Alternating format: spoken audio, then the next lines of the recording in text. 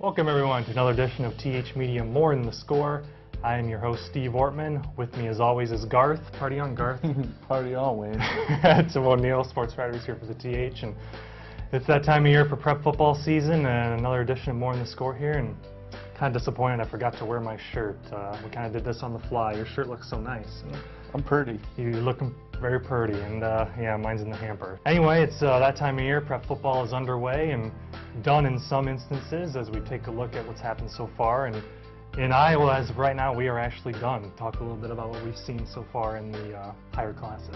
Well, we had 7 teams qualify in the state of Iowa, and only one team made it through into the second round. That was Makokata. On Monday night, they were eliminated 48-0 in Davenport by Davenport Assumption. Just kind of a tough year, you know. Hempstead, Waller, and Senior made it. They had some tough draws. Unfortunately, weren't able to come out of there. Tough draws for a couple teams. Cascade had North Fayette Valley, of course, the defending 2A state champions.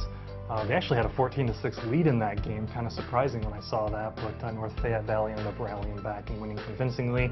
And Bellevue, of course, had one of the toughest draw you could possibly get in 1A, the perennial contenders, champions, Iowa City Regina. And I think by most accounts, the score was a little better than some expected. So credit to the Comets going down there and not giving up and, you know, putting up a tough fight. And you know, the biggest surprise for me on the lower end was in 2A was Dyersville-Beckman, and you were actually there for that game.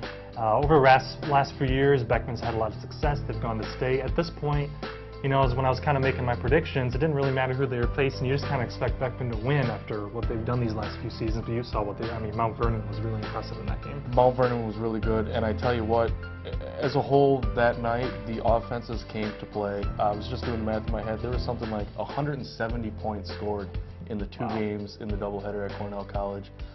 Cedar Rapids Jefferson beat Senior 61-43, and then Mount Vernon beat Beckman 48-14. So Mount Vernon there, they just kind of stunned Dyersville-Beckman in the first half. It was 41-0 at halftime, and I was typing up my Senior story, and before I was even done, it was like 35-0. It was it escalated quickly, and you're right, it was surprising, but Mount Vernon's a good team, and they showed it. They showed it last Wednesday night. Sure, and so we're all done in Iowa. We do have a couple teams remaining in the other states in Wisconsin. A lot of teams qualify, but we're down to one. It's a team that's made the state run before, and they're looking like they're going to do it again, and that's Darlington. Boy, they're looking really, really good. They ran for more than 400 yards in their second round playoff game last week, and Hunter Johnson. The way I phrased my question to the coach, I'm not sure what more you can say about Hunter Johnson than what he's done this year. He's close to 2,000 rushing yards, 34 touchdowns, and I'll have to double check his averages, but he's pretty much good for a first down every time he touches the ball. You know, there may be some 4 or 6 yard runs in there before he breaks a 20-yard run, but average, statistically speaking, I'm not sure there's any running back in the area who's been as good as Hunter Johnson, and the line's been phenomenal for them this year.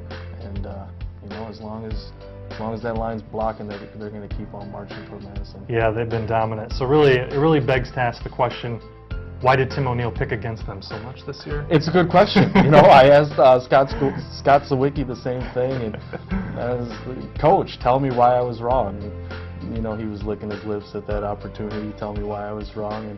And you know, they had no seniors coming back. There were very few seniors. They got like 5 or 6 seniors on the team, so it was a lot of juniors.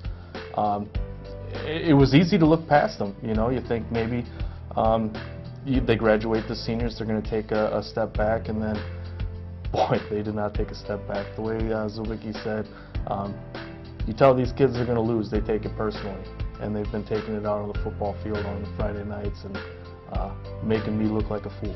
Yeah, but I think that's what makes doing our predictions every week so fun. It gives teams something to look at, something to kind of get motivated behind. Bulletin board material, if you will, and so that's fun. And then you look at the final state in Illinois, down to a couple teams there. 2 big surprises, really, in the matchups we had on the Illinois side. Warren went all the way to Chicago and upset Hope Academy in overtime, and that was a really big win for that program. And they're going to have to play very well again this Saturday. They play undefeated Polo, so we'll see how that goes. And then also the surprise of the weekend, possibly, in my opinion.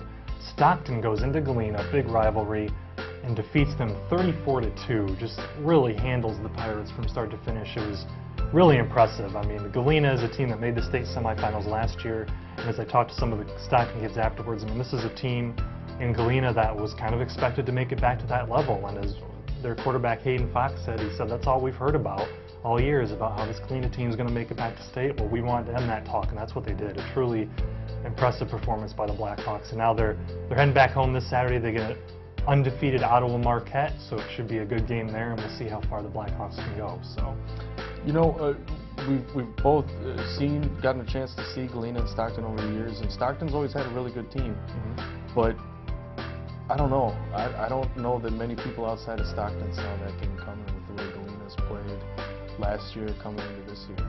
And they certainly didn't see them winning by 32 points and holding Galena just to a safety. That's it. Right. That's been a powerful offense most of the year. So, well, everyone, it's been fun talking some prep football playoffs. We're just about done, but we still got some teams going. So that's it for now. Thanks for watching. TH Media presents More in the Score, and for all your local sports coverage, visit thonline.com.